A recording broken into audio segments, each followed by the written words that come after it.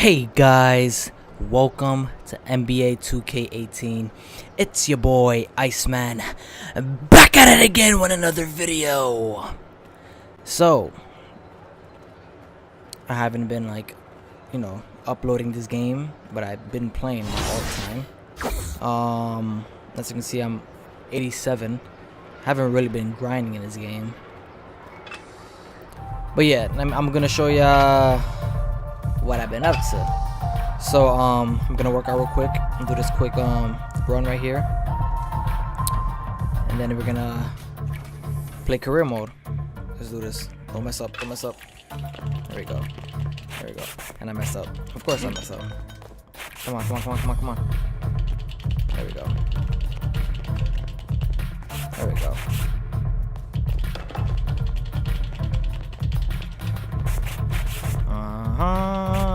Wow, really? How did you do this? Perfect. Yep.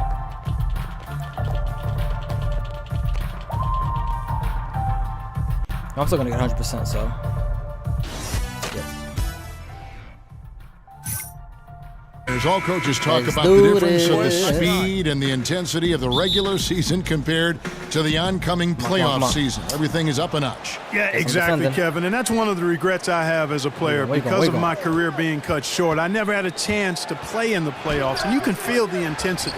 As a player, certainly, as a fan, even as a broadcaster. The intensity, physicality, and nature of the game just ratchets up 2 or 3 notches, and those are the most fun environments to play in, and clearly you can see that in the players and the coaches. It's palpable and visible how they turn things up come playoff time. All fueled up and ready to go. Let's check out who's on the floor, courtesy of Gatorade. Setting the floor for the Nets. Carroll and Booker are your small and power forwards. Allen Crabbe out there with Jeremy Lin. And it's Zeller in at the pivot spot, manning the middle. Picked by Zeller. Here's Crabbe, a picture-perfect screenplay, and the jumper's good. Oh, and yes, great job of utilizing that. I put 20 minutes. Finding space to knock down the jumper. Good basketball. And it's DJ missing. Lucky mother. You know, that's an easy one. Yeah, really frustrating right now. They just can't seem to stem the tide. Boom. Yeah, you know, it's one of those days. Sometimes you're the windshield, sometimes you're the bug. Sometimes it's just not working for you. Brooklyn's gone 1 of 4 from three-point range in the second. Not a whole lot dropping out there for them. Here's Carroll. McGee with the block. Are you stressed? Open shot. Thompson. They get it back. Now here's DJ. Tight defense on him. To the middle. Second chance shot. Drained for 2 points. 12 points for him. Assists like that have typified. Thank you, Kevin. Now your scoring has been big in the first half, but also rebounding has been huge. What's allowed you to have such an impact?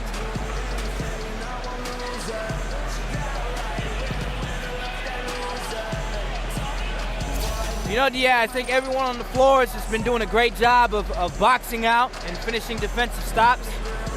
The ball just happens to be bouncing my way, so, you know, I get credit for the rebound, but as a team, I'm really happy with the way we're bodying up. Well, you guys are all doing it together. Thank you. Kevin, back to you. Thank you, David. And we'll be back for the third quarter of action following halftime. You know, and as effective as he was at slashing to the hoop in that first half, even better at finishing once he got there. Guys, we saw some amazing dunks from him. I can't imagine he'll be able to top those in these last 2 quarters. I'd love to see him try. Offense and defense with Durant and Draymond at the 3 and the 4. EJ out there with Klay Thompson. And it's McGee in at the center. That's Steve Kerr's 5 as we get into the second half. Who left him? Crabbe, good. And the awareness from Lin, outstanding. A true point guard who really sees the floor well. McGee is screen on Lin, and Lin comes to help. It's stolen by Carroll. That was the stupidest throw I've done in my life. I was trying to get assists. Feeds to Booker. Now the dish to Crabbe.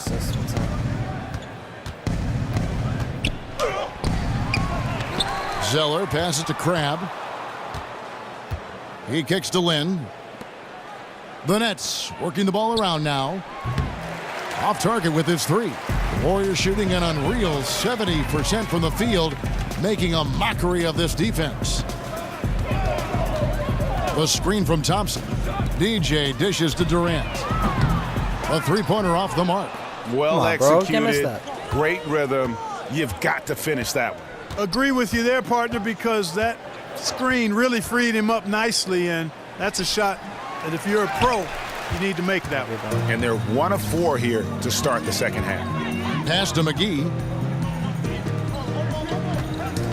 They double him with Booker. Down low and stolen by Zeller. Out of bounds, Golden State takes possession. Now, the defense needs to do a better job of closing out on this What guy. the frick was He's that? leading up from outside. Here's Lynn. Drops in the breakaway layup. Lynn's got 4 points in the quarter. And not his quarter, scoring-wise. Just 1 of 7 from the field. Warriors have gone 6 of 14 since halftime. A little cold from the field. And again, it will drop another make there from DJ. DJ's got 46 points. And he just has a knack for making winning plays on the defensive side of the floor. Russell, no luck. Yes, triple-double, baby boy. Golden State's gone 3 of 5 with the long ball since entering the second half. And here is DJ. Non-stop scoring machine here. Young outside. DJ sets the screen for Young. Another 3 Nice. for Golden State. And that's the one Nice. thing about Young now. I mean, he can make these high degree of difficulty shots. Russell with a wide open look. Again, Russell missing. No excuses, no explanations. I mean, got to sink that J from mid-range. Defense wasn't even paying attention to him. Come on, man. And it's out of bounds. Last touch by Russell. Let's now pause and take a look at the scoring breakdown between the front and back court of tonight's contests for the Nets. And their guards really have done what they could to keep it close. What little offense they've been able to generate has come from the backcourt. They just need a little more balance. And the Warriors making a change here. Iguodala's checked in. And count it. And a chance for one more at the free throw line. Tight. Man, what determination from DJ would not be denied. Love how he forces his way through. Free throw good, DJ. And we just had one of the closer MVP races in recent memory. Clark, do you define the MVP as a player with the most impressive stats, or the best player on the best team, or somewhere in between? Kevin, to me, the MVP is an individual award. Clearly, we play a team game in the NBA, and a team's performance is part of that, but it's a small part of it to me. An MVP performance is one that not only has consistent, high-level statistical production, influences winning at a good rate, but also stands out in the magnitude of the moments this player has over the course of the season. Those two things drive the needle for me as an MVP voter if I had such a vote. And they are making it look easy at the free throw line here in the second half. And he makes the first. And, you know, Kenny Atkinson is a basketball lifer, Kevin. Played professionally abroad, and after his playing career was over, he went right into coaching. And Atkinson with a couple years as an assistant in Paris, 4 years in New York with the Knicks, came from Atlanta where he was a big-time assistant and well thought of by fellow Hawk players. Yeah, you know, and after a decade as an assistant, Kevin, he led the Dominican national team, so he's had a vast reservoir of experiences on the sidelines as a coach, and now he's, of course, leading the Brooklyn Nets, and had a chance to hear him at a conference last year, and this guy is really got a chance to be outstanding as a coach and leader. Now, here is Young. He's guarded by Crab. DJ with it.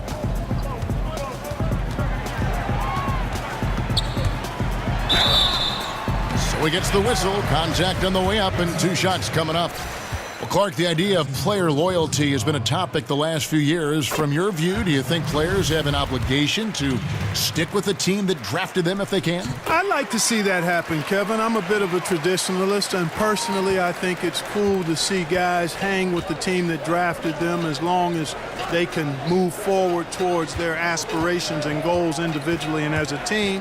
I also never begrudge players that after a time decide they'd like to explore a different opportunity with a different team for whatever the reasons might be that drive that. But traditionally and personally, I like to see players be one-team players if all of the circumstances that lend itself to that being productive are in place.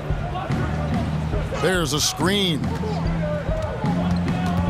Here's AC, and that one clearly a foul. Gets the whistle, and 2 shots coming up. That one is on Arthur. And the first one at the line is good. So after making the first, he goes 1 for 2. Warriors have gotten into a pretty good groove, going 6 of 10 here in the final quarter. DJ dishes to West. And stolen by Cram. Here's Whitehead. Kicks to Cram. Here's Dinwiddie, defended by Young. West with some nice D. Boy, the defense did an awesome job there, Kevin. Big-time work. Really distracting them, throwing off the shot. That's how you do it on D. And that will be Golden State as it goes out of bounds. Warriors retain possession.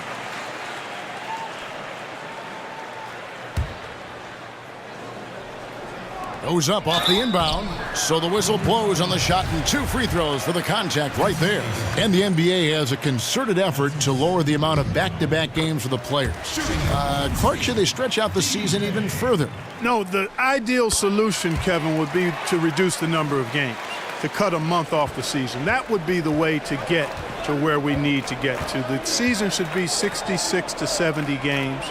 It should be spaced out over a 6-month period. And if you cut 12 to 16 games, then you would be able to actually get fewer number of back-to-back. Stretching the season out longer, to me, is not the answer. Reducing the number of games would be the best way to look get at the score. to the solution. No, but that toothpaste is out of the tube, and I don't know if we can ever get it back in. Agreed.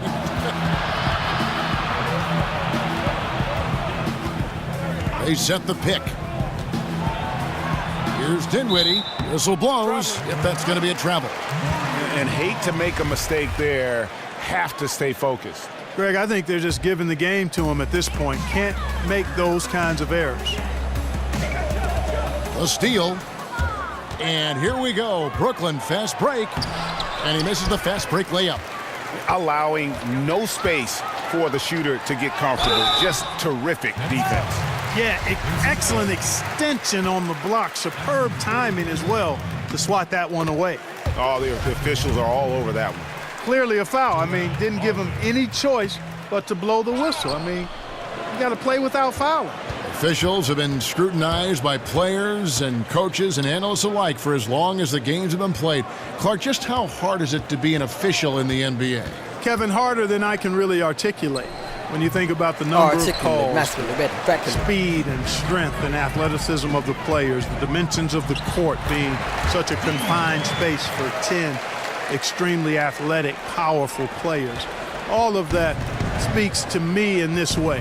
The NBA officials are fantastic. Yes, they make mistakes, but all human beings make mistakes, and that human element should always be part of the game. I like technology aiding the officials, but I don't ever want to see us eliminate the human element of officiating. Just 2 to shoot. There's another opportunity. Everything's going right for these guys. Damari Carroll's checked in for Crab.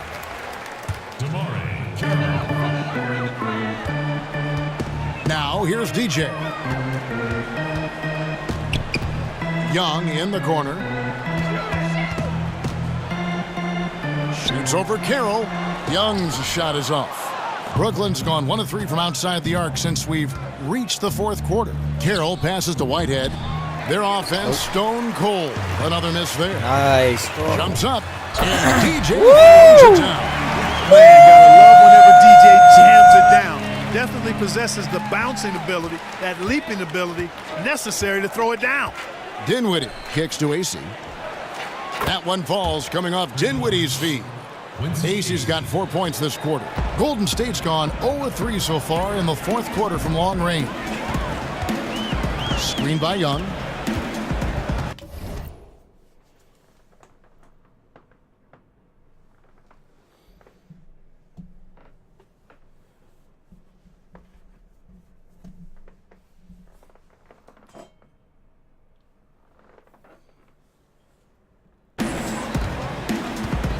Now, here's DJ. He's tightly guarded. In transition, here come the Nets. AC's shot is good. Yeah, getting theirs before the defense can set up. Perfect execution. That's how you take advantage of a transition opportunity. Now, oh my DJ. God. Tight defense on him. Picked by West. Ripped away. Here's Whitehead. And Clark, we've heard the term empty stats for players that put up big numbers but didn't impact the game to the same level of those numbers. What do you think about empty stats? I'm mixed on empty stats. Clearly some stats impact winning more than others, but in this day of analytics, some of the stats that apparently document impacting winning may be overdone as well. Statistics are statistics. They're part of the game, and you evaluate them in the context of a number of variables. So they're here to stay. Empty is probably too strong because they're part of the game. First free throw is good. The Warriors making a switch here. Plumlee's checked in. And both free throws good for DJ. Brooklyn's gone 3 of 5 from beyond the arc since the final quarter's gotten underway. They set the screen. Here's AC. Off target from three-point range. They've been doing a great job of sharing the ball. And guys, shot A comes to mind for me because right now that offense, it's a smooth operator. Young dishes to Plumlee. And he converts the layup. Nice. Everyone playing Young to shoot. There he makes the unselfish play. Dinwiddie kicks to AC. Here's Dinwiddie. The Nets working the ball around now. Here's Carroll. West with some nice D. And taking care of the ball has been a problem for him. That's something they've got to fix. While the defense has been good, a lot of these turnovers have been unforced. Now, here's DJ. Defense right on him. And it's slammed in by Plumlee. Now flying high and throwing it down with the one-hander. One of his favorite moves right there, guys. Does it as well as anybody, fellas. Tremendous skill while in the air. Here's Dinwiddie. Buries the long-range jumper. Dinwiddie's got 5 points now in the quarter. And they've got to talk to each other on D there. Miscommunication, and now he's able to make them pay.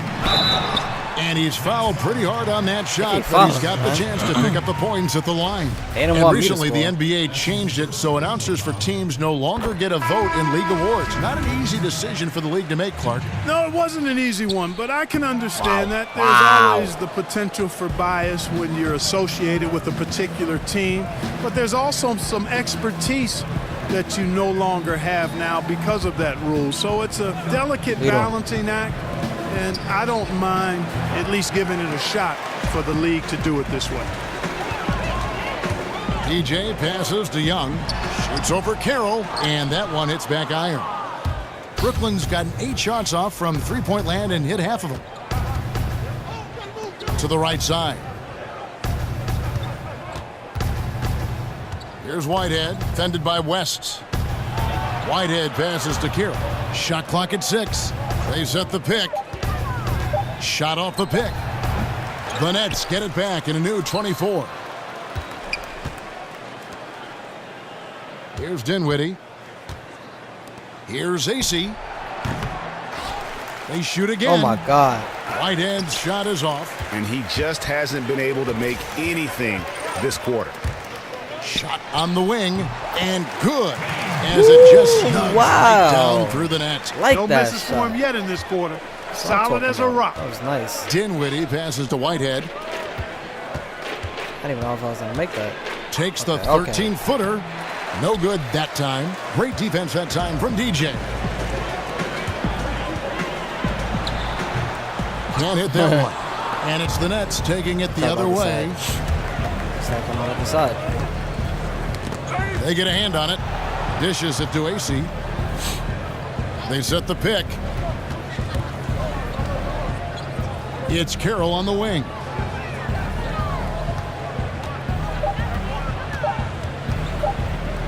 Over Young. No good on the shot, a bit long that time.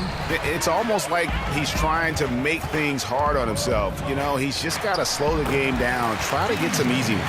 Hey, sometimes you just got to respect the fact he can make contested shots. DJ showing superb focus and concentration in the face of some pretty aggressive defense. There's the feed to Dinwiddie. Clark, we've seen a few active players have their own podcast that they produce throughout the season. I think that's a good idea or a bad idea for them? Again, I'm ambivalent to that because the landscape is so different now with the social media platforms. And I like the fact that players have a chance to control their narrative, their story, through the different social media platforms, the Players Tribune, podcast. Now, you have to balance that with your responsibilities and obligations to your team, your teammates, and your franchise. And so that's where it becomes a challenge, managing your time effectively and using it wisely. But clearly, players should have the opportunity to be fully engaged people beyond just playing the game. There's the double team with Allen. Plumlee, and he lays it straight in. He just threw it in. Plumlee's got 20.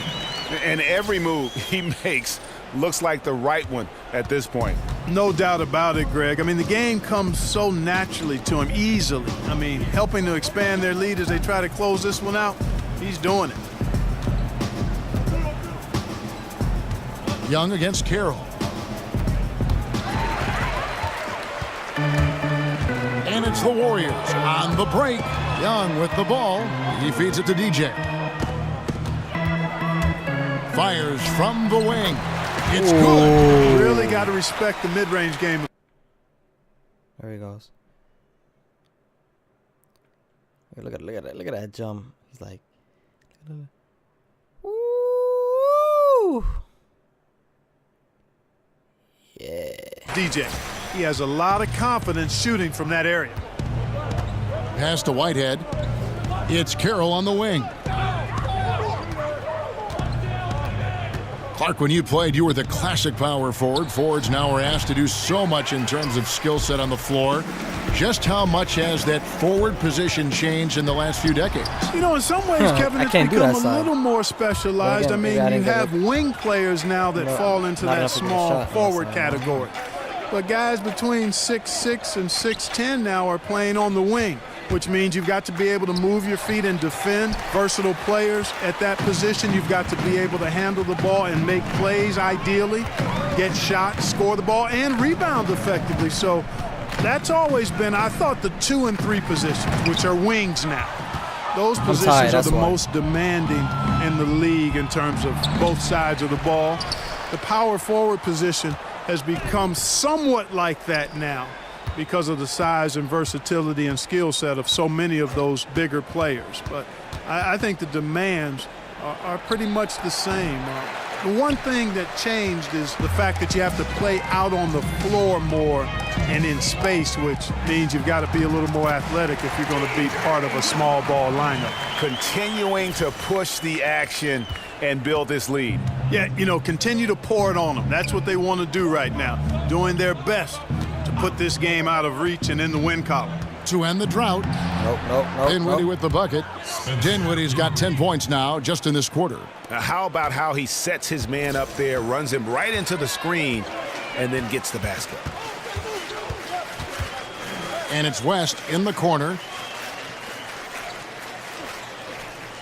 Well, we know just how athletic the NBA has become since its inception. Clark, even from when you played, just how much faster and stronger has the game become? I would say if we were going to try to put a percentage on it, I think it's grown 60, 70% in terms of athleticism.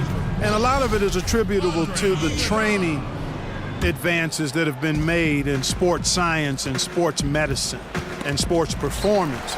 And that's benefited and aided the players greatly. And then you have players that have really bought into nutrition and year-round maintenance of their bodies and taking advantage of this technology to enhance performance. And then it becomes a herd mentality. More and more of the guys are doing it, and more of them are benefiting from this enhanced training. So I'd say it's at least 70% better than 30 years ago.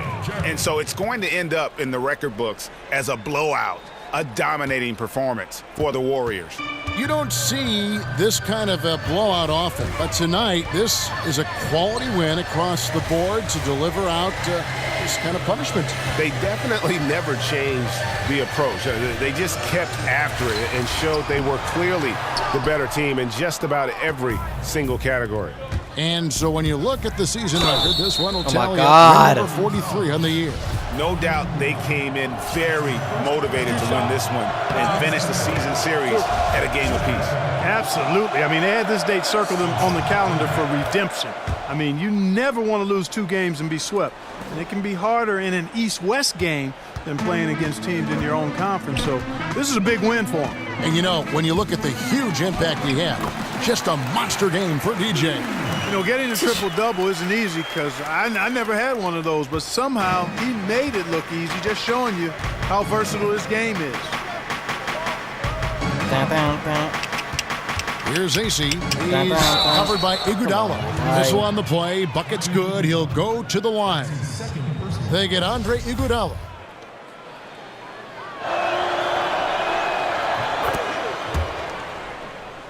Come on, pass the ball, pass the ball. Think, yeah. 12 seconds left in the fourth quarter of this one. Now DJ laid in with a nice touch off the glass. And how much longer are they going to keep that foot on the accelerator? As long as required, Greg. I mean, you can tell they want to put this thing to bed. So we see the Warriors taking the game here. And the outcome of this one was never in doubt. And boy, they really put in. DJ, great game. Thanks, Char. Am I blown up? You're trending. Oh, hey, we need to go do an interview with the guys in the studio. Let's go. Let's get it, man.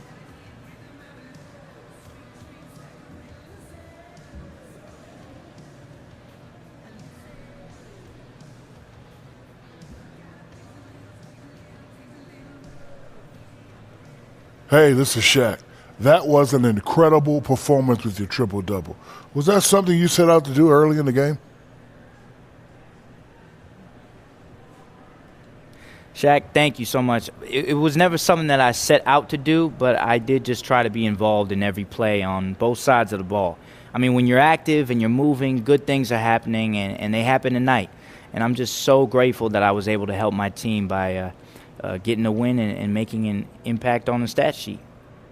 Great job. Ernie, back to you.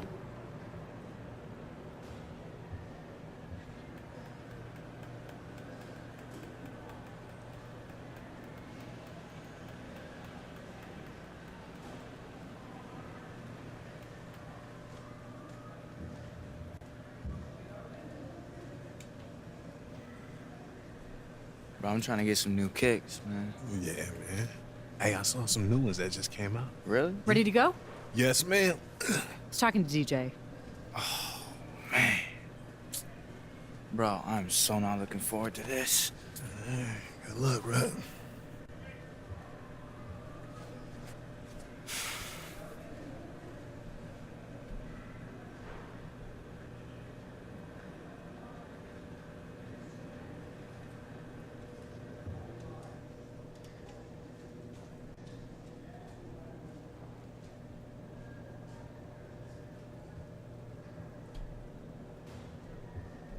DJ, great game tonight. I mean, you're lucky you didn't get arrested with all the pockets you were picking. Wow. Hey, it wasn't me. No, seriously. Good team defense leads to good individual opportunity, all right? Our team was playing close up to their guys. It forced them to make some bad passes. I just happened to be there to scoop them up. Congrats on the win, DJ. Appreciate you, man. You were in playmaking mode out there today, and it shows in your assist total, which is not always the case. Is that something, is that more of a point of emphasis with the coaches lately?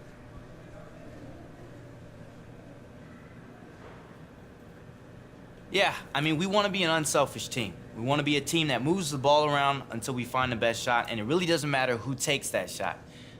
We don't always live up to that, but tonight we did.